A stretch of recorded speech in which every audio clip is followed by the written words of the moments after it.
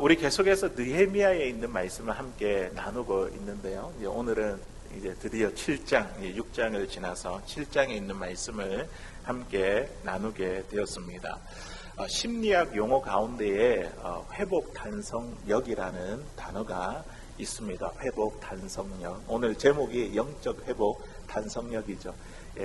우리가 회복이라고 하는 것은 우리가 잘 아는 대로 본래의 모습으로 돌아가는 것, 이게 이제 회복이죠. 본래의 자리로 돌아가는 것이 회복이고, 그리고 탄성력은 그 회복할 수 있는 그 힘, 이 회복, 본래의 모습으로 돌아가게 만드는 그 힘을 탄성력이라고 그렇게 부릅니다. 우리가 이 말을 쉽게 한번 생각해 본다면, 메모리폼 베개를 생각하면, 메모리폼 베개가 복원력이 얼마나 좋습니까? 이 손으로 한번 꾹 눌리면 손자국이 보이다가도 잠깐만 지나면 원래의 모습으로 이렇게 복원이 되지 않습니까?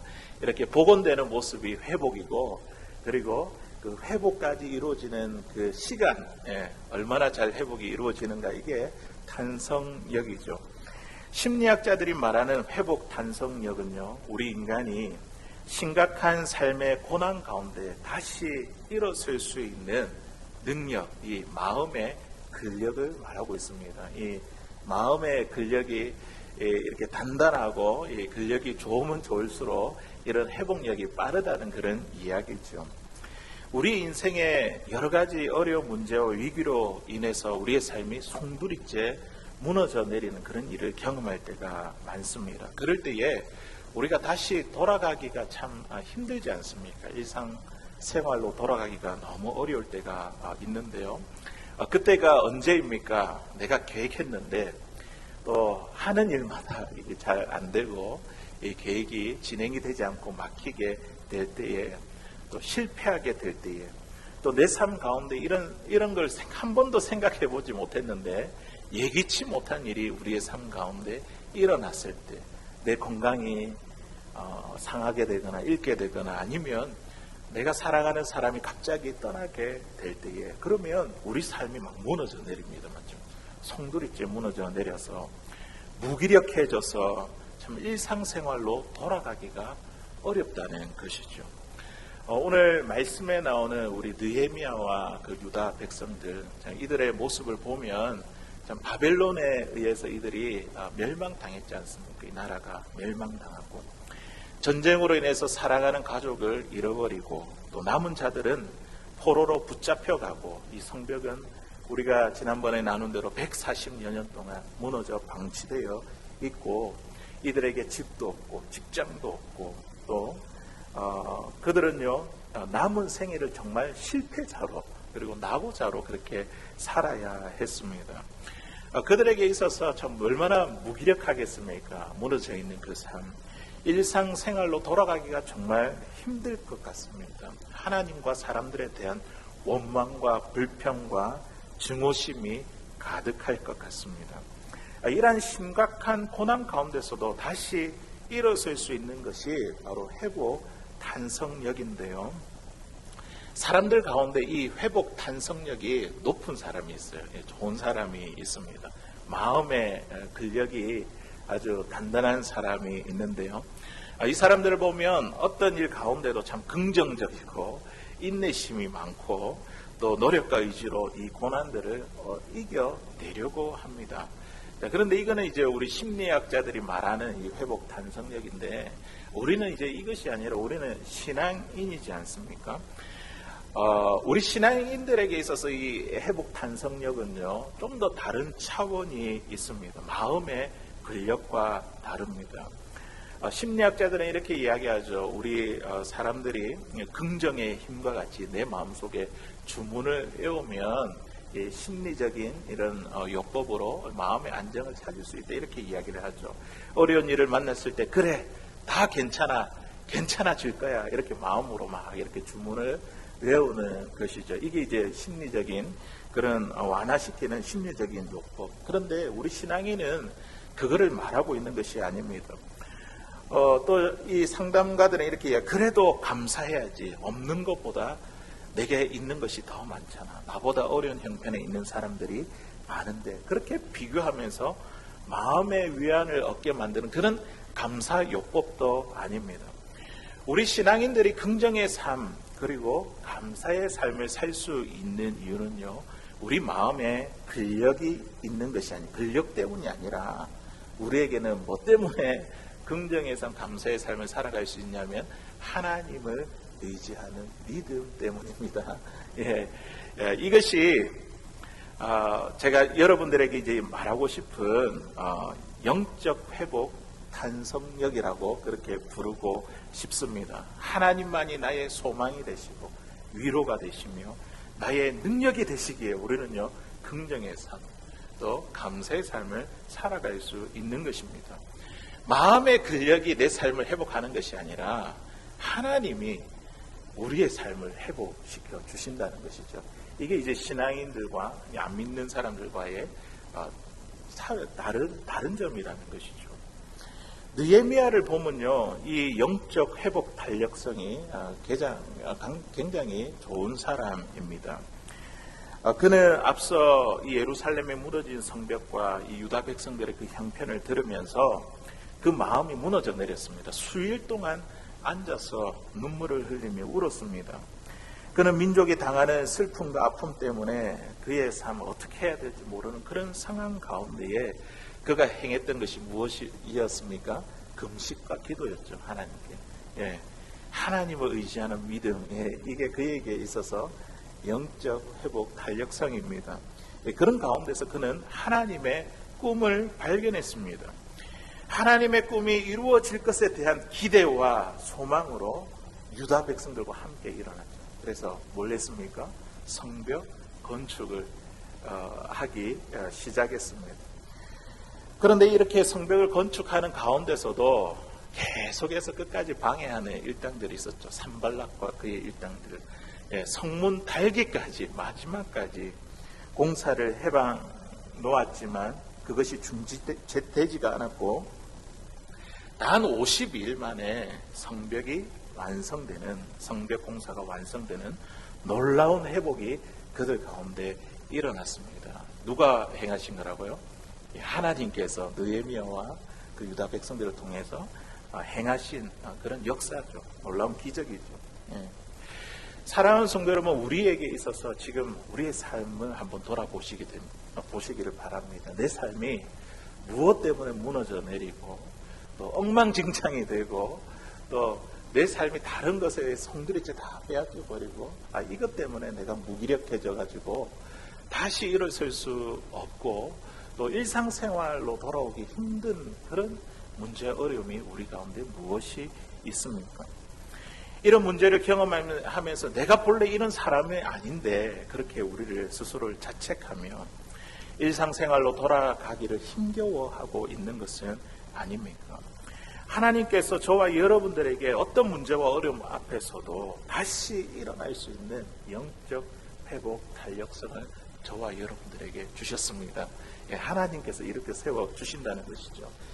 오늘 그것이 무엇인지 말씀을 통해서 우리가 하나하나씩 살펴보기를 원합니다. 그것을 통해서 우리의 몸과 마음이 또 우리의 영이 우리가 하나님 앞에서 다시 한 번 더 회복을 얻는 사랑하는 저와 여러분들 다 될 수 있기를 주의 이름으로 간절히 소원합니다. 첫 번째로 우리에게 필요한 영적 회복 탄력성은요, 바로 예배입니다. 예배. 이거는 계속해서 강조해도 지나치지 않는 것, 이 예배입니다. 예배. 오늘 1절에 있는 말씀 우리 같이 한번 읽어보도록 하겠습니다. 시작. 성벽이 건축됨에 문짝을 달고 문지기와 노래하는 자들과 레위 사람들을 세운 후에 아멘. 성벽 공사가 다 끝난 다음에 오늘 7장에 나오는 이 말씀을 보면 제일 처음에 느헤미야가 행한 일이 있습니다. 제일 처음 시작한 일. 그게 지금 무엇입니까? 제일 처음 세운 사람들이 있거든요. 누구를 세웠다고? 문지기와 또 노래하는 자들과 그리고 레위 사람들을 세웠습니다. 자, 문지기는 우리가 잘 알고 있듯이 성문을 닫고 열고 하는 사람인데 외부의 사람들을 이렇게 잘 막고 보호하기 위해서 문지기가 필요하다 우리가 이렇게 이해가 되잖아요. 그런데 그 다음에 나오는 사람들 보십시오. 노래하는 사람들. 이 사람들 도대체 누구일까? 노래하는 사람들을 왜 세우지? 그리고 레위 사람들을 세웠습니다. 그들을 세운 이유가 무엇일까요? 여러분 마음에 다 그렇게 똑같이 생각하고 있죠? 네, 맞습니다. 느헤미야는 유다 백성들이 하나님께 예배하기 위해서 먼저 찬양하는 자, 하나님을 찬양하는 자, 또 레위인들은 그 제사를 드릴 수 있도록 그렇게 안내하고 인도하는 자들이죠. 그 사람들을 먼저 세웠습니다. 예배자들을 먼저 세웠습니다. 하나님께서 느헤미야에게 주신 이 비전은요, 성벽 재건보다 더 중요한 게 있는데, 그게 뭐냐면 바로 그들의 예배의 회복이었습니다. 성벽을 재건해야 했던 그 이유가 무엇이냐면 예배 회복을 위해서, 그들이 하나님께 예배하기 위해서 이 성벽이 지금 50일 만에 재건이 되었던 것입니다. 문지기도요, 하나님께 집중해서 예배하기 위해서 세운 사람들입니다. 많은 사람들이 이렇게 생각하겠죠. 이제 예루살렘 성벽도 이렇게 잘 세워졌으니 이제는 무엇을 해야 될까? 사람들이 이렇게 생각하겠죠. 이제는 집도 짓고, 그리고 자녀들을 교육할 학교도 세우고, 또 우리가 물건을 사고 팔아야 되는데 이러면 우리 상점도 이렇게 만들고, 병원을 세우고, 몸이 아프니 병원을 가야 되니까 병원도 세우고, 이런 일들이 먼저 일어나야 되지 않을까? 우리가 그렇게 생각 들지 않습니까? 먹고 생활할 이 인프라를 구축하는 것이 먼저 되어야 될 것 같은데, 느헤미야는 이 백성들의 삶의 회복을 위해 가장 먼저 행한 것이 바로 노래하는 자를 세우고 레위 사람들을 세웠습니다. 이게 이제 우리에게 주고 있는 의미가 있다는 거죠. 우리가 제일 먼저 해야 될 것이 무엇인지 삶의 우선순위를 우리에게 지금 보여주고 있습니다. 우리의 무너진 삶 가운데 가장 먼저 해야 될 것이 내가 하나님 앞에서 예배자가 되어야 된다는 거죠. 그러면 우리의 삶의 질서가 잡힌다는 거예요. 무너져 있는데, 뭔가 일상생활로 돌아갈 힘이 없는데, 그때 내가 하나님의 예배자로서 서게 될 때에 우리는요, 삶의 질서가 쫙 잡히게 됩니다. 그거를 지금 우리에게 이야기를 하고 있는 것이죠. 사랑하는 성도 여러분, 예배가 무엇일까요? 우리가 예배 많이 듣고 있고, 지금도 우리가 예배를 드리고 있는데, 이 예배를 뜻하는 단어를, 영어 단어는 이제 월십이라고 이렇게 이야기를 합니다. 맞죠? 월십. 이 월십이라는 이 단어를 보면요, 이 두 단어가 서로 합성이 되어 있습니다. 월스, 가치가 있다는 것이죠. 십, 이거는 신분을 말하는 것입니다. 가치가 있다. 누가 가치가 있는 겁니까? 하나님이 우리 인생에 가치가 있으신 분이세요. 하나님이 존귀하고 높으신 분이에요. 그 신분, 그 하나님. 그 하나님을 인정하는 자리가 바로 예배입니다. 예배. 하나님이 우리 인생에 가장 귀하고 가치 있으신 분, 존귀하신 분, 그분을 인정하는 게 바로 예배라는 거죠. 오늘 예배가 그러한 자리가 될 수 있기를 바랍니다. 우리 하나님이 우리 인생에서 가장 귀하고 가치 있는 분이시다. 그것을 인정하는 자리, 그것이 바로 예배입니다. 우리 하나님께서 예배를 받아 주십니다. 그리고 우리의 삶 속의 예배도 마찬가지죠. 가정에서나 직장에서나 내 삶을 통하여 하나님이 내 삶에 가장 귀하신 분이다, 가치 있는 분이다, 그것을 나타내고 보여주는 것이 생활 속의, 삶 속의 예배가 되는 것입니다. 이게 우리 인간의 삶의 이유와 목적이죠. 느헤미야는 알았습니다. 인간의 삶의 이유와 목적을 알고, 그가 이 예배가 하나님 앞에서 우리 인생에 가장 중요한 거 먼저 되어야 될 것인 것을 알고 그가 행한 것이 바로 노래하는 자들, 그리고 레위 사람들을 세웠던 것입니다. 이사야 43장 21절에 있는 말씀을 보니까 우리 인간의 삶의 이유와 목적이 명확하게 나와 있습니다. 우리 같이 한번 읽어보겠습니다. 시작. 이 백성은 내가 나를 위하여 지었나니 나를 찬송하게 하려 함이라. 아멘. 이 백성은 여기서 이제 이 백성, 이스라엘 백성들을 말하는 것이죠. 내가 나를 위하여, 하나님을 위해 지었나니, 그들이 뭐 하기 위해서 그들을 선택하고 불렀다고요? 나를 찬송하기 위해서. 하나님께서 저와 여러분들을 하나님의 자녀로 부르신 이유가 무엇입니까? 우리를 예수를 믿게 한 이유가 무엇입니까? 뭐라고요? 하나님을 찬송하기 위해, 예배하기 위해 저와 여러분들을 부르시고 예수 믿는 사람으로 저희들을 이렇게 찾으셨다는 것이죠. 그러므로 우리 생활 속에 가장 앞서야 되는 것, 내가 먹고 사는 것보다 더 앞서야 되는 것, 이것은 바로 예배입니다. 하나님 앞에서 예배자. 예. 그래도 혹시 여기 앉아 계신 분 가운데 이렇게 말씀하시는 분 계신지 모르겠습니다. 목사님, 예배도 좋지만 그래도 먹고 살아야지 이렇게 이 공간에서 이렇게 모여서 예배를 드릴 수 있는 것 아닌가요? 당장 눈앞에 있는 현실적인 문제가 해결되지 않는데 어떻게 예배가 내 삶보다 더 앞설 수 있습니까? 이게 돼야지 예배도 되는 거 아니겠습니까? 내가 좋은 직장에 들어가야 그것이 예배가 되고 하나님께 영광이 되는 게 아닙니까? 자녀가 공부를 잘하고 좋은 학교에 들어가야지 하나님께 영광이 되고 예배가 되지 않습니까? 혹시 그렇게 생각하십니까? 예. 우리가 이렇게 생각을 하게 되면 자꾸만요, 예배가 우리의 삶의 우선순위에서 밀려나는 것을 보게 됩니다. 겉으로는 하나님의 영광이라는 핑계를 대지만 우리 마음속에 내가 성공하고 싶다는 그런 욕심이 사실은 하나님 영광보다 더 앞서는 것이죠. 우상이죠, 우상. 예. 그것 때문에 예배가 우리의 삶의 우선순위에서 밀리게 되면요, 우리의 무너진 삶이 회복이 되지 않습니다. 삶의 질서가 세워지지 않는다는 것이죠. 저도 한때 이런 생각을 했었습니다. 가끔씩 이런 생각을 또 할 때도 있습니다. 제가 목사가 되기로 소원을 했지만 바로 신학교에 들어갈 마음은 없었습니다.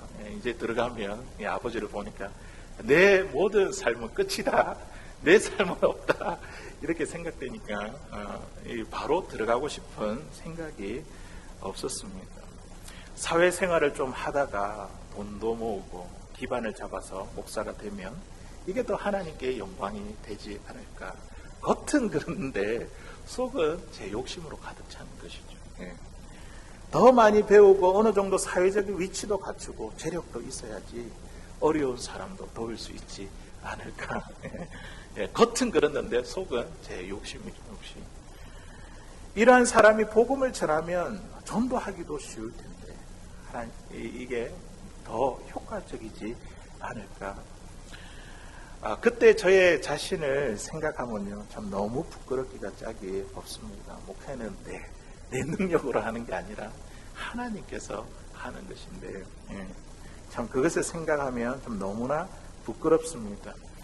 그렇게 해서 제가 만약 목사가 되었다면 하나님의 영광이 나타나는 것이 아니라 하나님이 행하신 것을 내가 했다며 하나님의 영광을 가로채는 자가 되었을 것입니다. 목회에 오랜 경험을 갖고 계신 저희 아버지가 저에게 이렇게 조언을 하셨습니다. 이왕 목사가 될 것 같으면 일찍 신학교에 들어가가지고 더 많은 시간 하나님 앞에 쓰임을 받으라. 왜냐하면 저희 아버지가 이제 장로로 계시다가 늦게 신학 공부를 하셔가지고 목사가 되셨거든요. 그러니까 너무 아쉬웠던 것 같아요. 그러니까 짧은 그런 목회 시간이. 그래서 빨리 가서 더 많이 쓰임을 받으라, 그렇게 조언해 주셨습니다. 저는 그 이야기를 들으면서도 목회는 내가 공부를 많이 해야 되고 또 재력과 능력도 있어야 되는데 그런 생각을 했는데 거기에 달려있는 것이 아니라 오늘 주신 말씀처럼 내 인생에 가장 귀하고 가치 있는 분임을 하나님이다, 그것을 내가 인정하고 있는가. 이 예배가 중요하더라고요. 하나님이 내 삶의 이유와 목적이 되는가, 하나님을 예배하는 예배자가 먼저 되기를 바라는가, 여기에 달려있더라고요. 근데 이거는 목사일 뿐만 아니라 우리 성도님들의 여러 가지 삶의 영역에 있어서도 마찬가지입니다. 내 능력, 내 힘을 갖고 있으면 뭔가 하나님께 영광이 되고 그 일이 잘 될 것 같은데 그게 아니라 우리 삶의 우선순위는요, 예배가 돼야 되고 하나님 앞에 먼저 선 예배자가 되는 것, 예배자로 세워지는 게 이게 우리의 삶의 우선순위가 돼야 될 줄로 믿습니다. 사랑하는 성도 여러분, 우리가 어떤 문제와 내 삶의 위기로 내 삶에 지금 무너진 그런 송두리째 빼앗겨 있는 우리의 삶을 느끼게 될 때 우리는요, 먼저 삶의 질서와 우선순위, 그게 예배로 바르게 세워야 될 줄로 믿습니다. 제일 먼저 무슨 일이 있어도 하나님 앞에서 예배자로 살아가는, 이게 바로 삶의 회복을 이끄는 첫 번째 단추입니다. 예배의 회복이고 우리의 삶의 회복, 가정의 회복, 교회의 회복, 우리의 일터의 회복, 내 삶의 예배보다 앞서는 것이 없습니다. 예배가 내 삶의 가장 우선순위가 되어 어떤 어려운 가운데서도 다시 일어설 수 있는 이 영적 회복 탄성력, 이것을 가질 수 있는 사랑하는 저와 여러분들 다 될 수 있기를 주의 이름으로 간절히 소원합니다. 두 번째로 우리에게 필요한 영적 회복 탄성력은요, 칭찬과 격려입니다. 우리 지난번에도 느헤미야 3장을 통해서 우리가 이 메시지를 받았는데, 참 느헤미야를 보면 이런 칭찬과 격려의 아이콘인 것 같아요. 그가 행한 것들을 보면요, 오늘 2절에 있는 말씀 우리 같이 한번 읽어보도록 하겠습니다. 시작. 내 아우 하나니와 영문의 관원 하나냐가 함께 예루살렘을 다스리게 하였는데, 하나냐는 충성스러운 사람이요 하나님을 경외함이 무리 중에서 뛰어난 자라. 아멘. 느헤미야는요, 칭찬과 격려에 뛰어난 사람이었습니다. 그는 이제 노래하는 자들 그리고 레위인들을 세운 다음에 새로운 지도자들을 세웠어요. 하나니와 하나냐를 세웠습니다. 하나니가 누구입니까? 우리 앞서 1장에서 보았듯이 이 느헤미야의 형제고, 그 예루살렘의 형편을 이렇게 돌아보고 느헤미야에게 보고한 사람입니다. 그리고 이 하나니는요, 느헤미야와 함께 그 먼 여정을 예루살렘으로 함께 이렇게 온 형제였습니다. 느헤미야는 이 하나니를 지금 뭐라고 부르고 있습니까? 내 아우라고 그렇게 부르며 이 하나니를 향한 사랑과 신뢰를 표현했습니다. 그리고 하나냐 이름이 비슷하죠. 하나냐를 어떻게 칭찬했습니까? 충성스럽고 하나님을 경외함이 무리 중에서 뛰어난 사람이라며 참 칭찬을 아끼지 않았습니다. 느헤미야와 이 칭찬과 격려는요, 하나니와 하나냐에게 엄청난 힘이 되었을 것입니다. 우리가 앞서 3장에 있는 말씀에도 보면요, 성벽 공사에 참여한 사람들의 이름을 일일이 다 열거하고 있습니다. 몇 명의 사람들이라고요? 70명의 사람. 3장 전체가 사람의 이름으로 다 이렇게 기록되어 있습니다. 그 사람들을 격려하기 위해, 칭찬하기 위해 이름을 부르고 그들이 어디서부터 어디까지 성벽을 이렇게 만드는 그 공사한 그 내용이 기록되어 있습니다. 이런 칭찬과 위로는요, 이 회복 탄력성이 되어서 무너진 성벽이 나중에 어떻게 해요? 52일 만에 재건하게 되는 그런 엄청난 힘이 되었고, 하나님께서 느헤미야와 이 유다 백성들 그들의 삶도 회복시켜 주셨습니다. 우리 예수님도 보시면요, 이런 칭찬과 격려, 우리 예수님에게도 그 제자들에게 이런 칭찬과 격려가 있었습니다. 특별히 우리 예수님 12제자 가운데 수제자라고 할 수 있는 이 베드로를 보십시오. 그의 이름이 원래 시몬이었죠. 시몬. 히브리어로 시몬이었죠. 시몬. 그런데 그의 이름을 뭐라고 바꾸어 주셨냐면 베드로. 베드로. 반석이라는 뜻으로 이 베드로라는 이름을 지어 주셨습니다. 베드로가 진짜 반석이기 때문에 흔들림이 없고 올곧고 신앙이 대단하기 때문에 반석이라 베드로라 그렇게 불러주신 것이 아닙니다. 예수님이 베드로가 그가 그렇게 될 줄 믿고 계속해서 믿음으로 그를 그렇게 불렀다는 거죠. 칭찬하고 격려하면서 너를 시몬이라 부르지 않고 베드로라고 반석이라고 계속 불렀습니다. 그런데 이 베드로는 나중에 예수님이 잡히자 어떻게 합니까?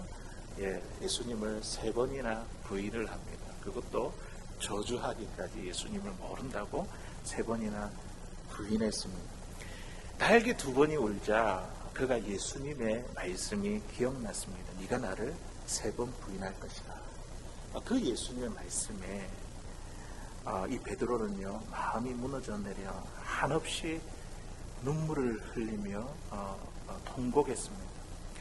그가 예수님께 말했던, 고백했던 게 뭡니까? 다른 사람은 주를 떠나도 나는 주와 함께 죽겠습니다. 그렇게 목에 핏대를 세우며 호언장담을 했는데, 그런데 예수님을, 정말 주님의 말씀처럼 예수님을 3번이나 부인하고 말았습니다. 베드로의 삶이 망가졌습니다. 무너져 내렸습니다. 엉망진창이 되었습니다. 그의 삶이 도무지 회복될 것 같지 않았습니다. 그런데 우리 예수님은 어떻게 하셨습니까? 부활의 몸으로 이 베드로를 찾아오셨습니다.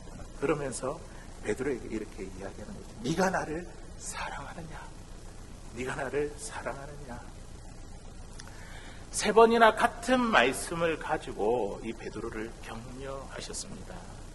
그때 베드로가 뭐라고 이야기합니까? 내가 주님을 사랑하는 줄을 주께서 아십니다. 옛날 같으면 어떻게 이야기하겠습니까? 당연하죠. 내가 주님, 여기 있는 사람 중에 내가 제일 사랑합니다. 이렇게 했을 텐데 주님이 아십니다.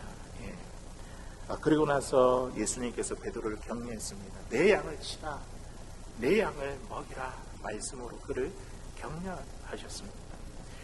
예수님의 칭찬과 격려로 베드로가 어떻게 되었습니까? 진짜 베드로가 되었죠. 이제 시몬이 아니라 진짜 반석이 되었습니다. 다시 회복을 얻었습니다. 예수님의 말씀대로 초대교회가 이 베드로의 신앙 고백 위에 세워지게 되었습니다. 사도로서 주님의 교회를 치는 목자가 되었습니다. 칭찬과 격려는요, 다른 사람들의 삶을 다시 회복시키는 영적 회복 탄력성이 됩니다. 우리 한국의 유키즈 온 더 블럭이라는 한 예능 프로그램이 있습니다. 우리 유튜브에도 자주 나오는데요. 그때에 이제 진행자와 이제 법과 관련된 일을 하시는 분들과의 인터뷰가 있었습니다. 다 인터뷰를 하고 나서 제일 마지막에 진행자가 법정에서 질서 유지를 담당하는 한 경위님에게 마지막으로 제안하고 싶은 것이 있으면 한번 이야기해달라고 그렇게 요청을 했습니다. 그런데 이분이 뭐라고 이야기를 했냐면, 법원에서 죄만 판결하지 말고 잘한 일도 판결해 줬으면 좋겠다고 그렇게 이야기했습니다. 죄만 판결하지 말고 좀 잘한 일도 이렇게 판결했으면 좋겠다. 그러면서 당신은 그동안 열심히 일했으니 상금 3천만 원으로 판결합니다. 이런 이야기를 하더. 이 이야기를 들으니까 좀 가만히 생각해 보니 참 이 듣는 사람의 제 마음도 기분이 참 좋아졌습니다.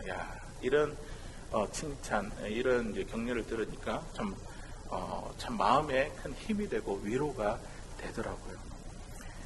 우리가 서로 돌아보아, 믿는 사람들이 서로 돌아보고 칭찬과 격려를 아끼지 않을 때에 우리의 삶을 회복시키는 놀라운 선물이 있습니다.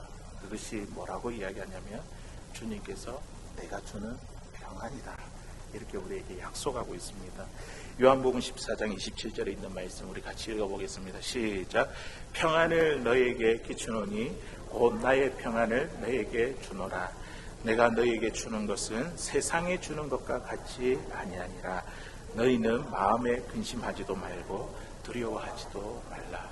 아멘. 우리 마음이 무너져 내리면 이 근심과 두려움에 사로잡히지 않습니까? 그런데 우리가 그리스도 안에서 서로 칭찬하고 격려하면요, 주님께서 우리에게 평안을 주십니다. 회복할 수 있는 이 탄성력을 우리에게 주신다는 거죠. 이 평안은요, 세상에 주는 평안이 아니라, 세상에 주는 평안은 잠깐 우리에게 위로가 되지만, 우리 주님이 주시는 평안은요, 영원한 우리의 위로가 되고 안식이 되고 영원한 평화가 됩니다. 칭찬과 격려로 어떤 어려운 가운데서도 다시 일어설 수 있는 이 영적 회복 탄성력 가질 수 있는 사랑하는 저와 여러분들 다 될 수 있기를 주의 이름으로 간절히 소원합니다. 이제 마지막으로 우리에게 필요한 이제 영적 회복 탄성력은요, 하나님께 받는 감동입니다. 감동. 느헤미야는 우리 1장부터 보면 감동으로 일하고 있어요. 그래서 하나님 주신 부담감으로 감동을 가지고 순종하며 기도하며 그 일을 지금 행하고 있어요. 끝까지 오늘 말씀에도 그 감동이 나옵니다. 우리 5절에 있는 말씀 같이 한번 읽어보겠습니다. 시작.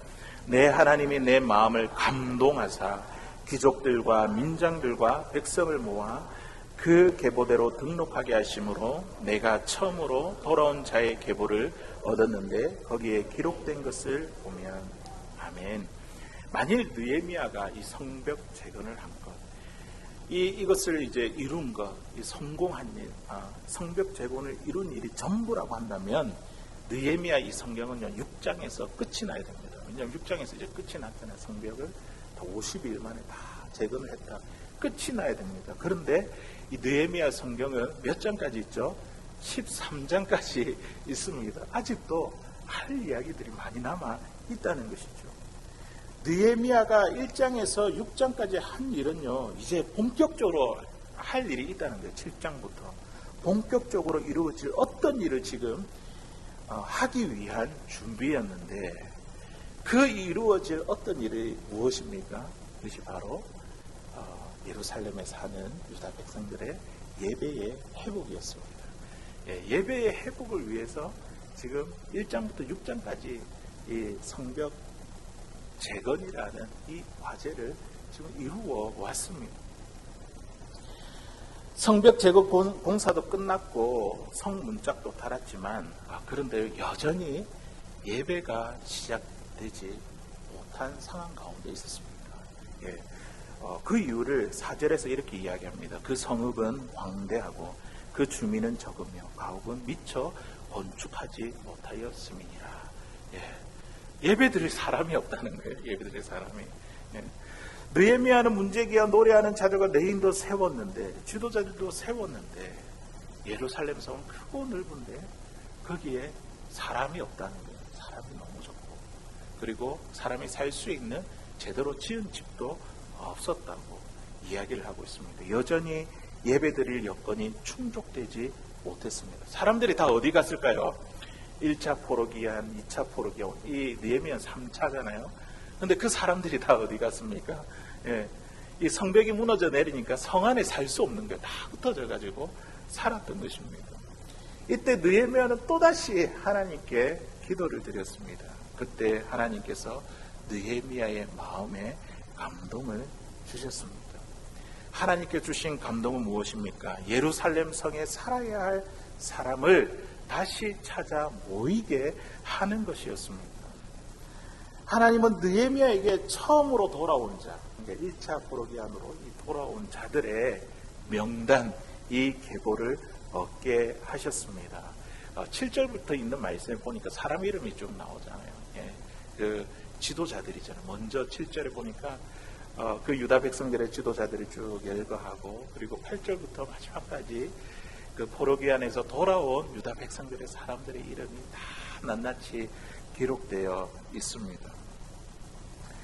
우리 중에 회복이 필요하다, 내 삶이 무너져 내렸기 때문에 내가 회복이 필요하다, 이 사실을 모르는 사람이 없습니다. 어떤 영역에서 내가 다시 회복돼야 되는데, 다시 일상생활로 돌아가야 되는데 모르는 사람이 없습니다. 무너진 많은 것들로부터 회복이 필요한데, 문제는요, 어디서 어떻게 무엇을 해야 될지, 시작해야 될지 모르는 게 문제라는 겁니다. 느헤미야도 그랬습니다. 그때마다 느헤미야가 뭐 했습니까? 느헤미야가 항상 잘한 게 보니까 기도죠. 하나님께 기도했고, 하나님은 느헤미야에게 감동을 주셨습니다. 느헤미야는 지금까지 하나님의 감동으로 이 일을 진행해 왔습니다. 그는 먼저 무너진 성벽과 그곳의 유다 백성들의 형편을 듣고 울며 하나님이 주신 그 감동을 가지고 그가 금식하며 기도했지 않습니까? 그리고 성벽을 공사할 때에 공사 진행할 때에 산발락과 그의 일당들의 해방을 놓을 때마다 그는요 그 사람과 맞서지 않고 하나님께 기도했습니다. 그리고 감동을 받아서 그 감동대로 어떻게 해요? 하나님 내 손을 힘있게 하옵소서. 우리 지난주 들었잖아요. 그리고 나를 두렵게 하고자 한 자들의 소행을 기억하소서. 하나님의 감동으로 그 모든 일들을 시작하고 진행하고 이루었던 것을 보게 됩니다. 우리 하나님은요 기도하는 사람들의 마음에 감동을 주십니다. 우리 마음에 감동을 주시면 부담감이 생기면 그 일을 누가 해라고요? 옆에 있는 사람 하십시오. 이것 때문에 우리에게 감동 주신 것이 아니라 내가 그 일을 하기를 원하신다는 거죠. 내가 그 일을. 하나님 주시는 감동이 바로 회복 단성력입니다. 영적 회복 단성력입니다. 우리의 무너진 삶을 다시 일으키는 힘이 됩니다. 그래서 우리가 예배의 자리로 나아가 말씀과 기도 가운데 나아가면요 하나님이 저와 여러분들의 마음에 감동을 주십니다. 아마 오늘 이 자리에 앉아있는 우리 성도님들에게도 하나님께서 우리 가정에 또 우리 교회에 또 우리 일터 가운데 어떤 감동을 주시는지 모르겠습니다. 그 감동이 우리 마음에 있다고 한다면 하나님은요 그것을 내가 이루기를 행하기를 원하십니다. 그 감동을 가지고 세상을 향해 우리가 담대히 나아가면요 하나님께서 저와 여러분들의 삶을 회복시켜 주실 것입니다. 소년범의 대부 또는 호통 판사로 알려져 있는 천종호 판사 장로님이라는 분이 계십니다. 이분이 이제 인터뷰한 내용을 보게 되었는데요. 이분은요 이제 재판을 할 때에 특히 청소년들 방황하는 이 아이들을 향해서 호되게 호통을 치는 그런 이제 판사로 알려져 있습니다. 그리고 이런 사건을 무마하기 위해 바쁜 부모들에게는 쓴소리를 마다하지 않았습니다. 사실 이제 직업이니까 그렇게 하기 어렵잖아요. 정말 내 일인 것처럼 하기가 어렵잖아요. 그냥 뭐 재판 그 문을 보고 그에 따라 법에 따라서 그냥 이렇게 하면 되는데 이분은 특별히 그 사람을 변화시키기 위해서 이렇게 호통을 치고 이 부모들에게 이제 쓴소리를 마다하지 않았습니다. 하지만 소년원으로 성취되는 17살의 미혼모에게는 베네고 저고리를 선물하고 또 굶주림으로 돈을 훔친 자매에게는 용돈을 넣은 지갑을 건네주며 훔치고 싶은 마음이 들 때마다 이 지갑을 생각하라 이렇게 조언을 해주었습니다. 그러니까 이 직업을 떠나서 맞죠? 그 사람들의 삶의 변화를 위해서 이렇게 하나하나 이렇게 행한 것 뭔가 남다른 모습이 있지 않습니까? 이분이 보니까 교회 장로님이시고 또 그리스도인으로서 이 세상 가운데 살려고 그러니까 자기의 삶을 예배로 살려고 그렇게 참 이렇게 힘써 노력하시는 분이시더라고요. 그분이 인터뷰하면서 이렇게 이야기합니다. 저는 세상의 판사로서보다 교회의 장로로 그리스도인으로 세상을 섬기며 살기를 소원합니다. 이렇게 고백하더라고요. 그리고 그의 삶의 모토로 삼은 말씀이 로마서 12장 1절에서 3절까지 있는 말씀인데 우리 같이 한번 읽어보도록 하겠습니다. 시작. 그러므로 형제들아 내가 하나님의 모든 자비하심으로 너희를 권하노니 너희 몸을 하나님이 기뻐하시는 거룩한 산 제물로 드리라. 이는 너희가 드릴 영적 예배니라. 너희는 이 세대를 본받지 말고 오직 마음을 새롭게 함으로 변화를 받아 하나님의 선하시고 기뻐하시고 온전하신 뜻이 무엇인지 분별하도록 하라. 내게 주신 은혜로 말미암아 너희 각 사람에게 말하노니 마땅히 생각할 그 이상의 생각을 품지 말고 오직 하나님께서 각 사람에게 나누어 주신 믿음의 분량대로 지혜롭게 생각하라. 아멘. 그는요 그의 삶을 가지고 예배를 드리고 있었습니다. 이 말씀을 보시면 무엇이 하나님께서 기뻐하시고 선하고 온전하신 뜻인가, 그때마다 주시는 하나님의 감동으로 이 아이들에게 호통을 치기도 하며 또 부모에게 쓴소리를 하기도 합니다. 그리고 미혼모인 이 아이들이 이 소녀가 그 감옥으로 들어가게 될 때에 베네 쪼그를 선물하고 그리고 도둑질을 한 이 아이에게는 용돈이든 지갑을 선물하는 그때마다 하나님께 주시는 감동으로 삶을 예배하며 그렇게 살았다는 것이죠. 하나님이 기뻐하시는 것이 무엇인가 우리의 삶 가운데 늘 기억할 수 있기를 바랍니다. 하나님의 선하시고 기뻐하시고 온전한 뜻이 무엇인가 이것을 분별하며 그럴 때 하나님께서 순간순간 저와 여러분들의 마음에 감동을 주실 것입니다. 감동. 이렇게 해라. 예. 이 감동이요 우리의 삶을 회복시키는 영적 회복 탄력성이 됩니다. 하나님의 감동으로 우리가 살아갈 때에 무너진 우리의 삶이 회복될 뿐만 아니라 주변에 있는 사람들의 그 삶도 같이 회복되는 역사가 일어날 것입니다. 하나님께서 내 마음에 주시는 감동으로 우리가 어떤 어려운 가운데서도 다시 일어설 수 있는 영적 회복 탄력성을 가질 수 있는 사랑하는 저와 여러분들 다 될 수 있기를 주의 이름으로 간절히 소원합니다.